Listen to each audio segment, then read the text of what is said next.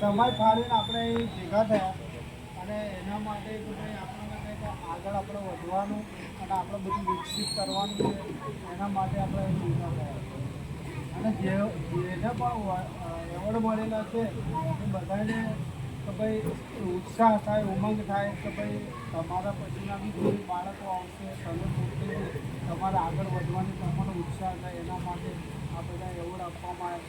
અત્યારે જે નવા યુગમાં નવી સિસ્ટમ સર્વર અને નવા સમય જે આપણે ચાલવાનું હોય છે નવી સિસ્ટમ અને સર્વરથી ચાલવાનું હોય છે.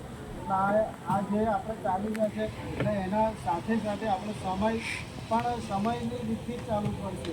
તમે બિનકાળજીથી ચાલશો તો આગળ નહીં વધો. એના માટે તમારો સમય અને સિસ્ટમ અને સર્વરથી ચાલવું એટલે એ ખાસ ધ્યાન રાખવું પડશે. એના માટે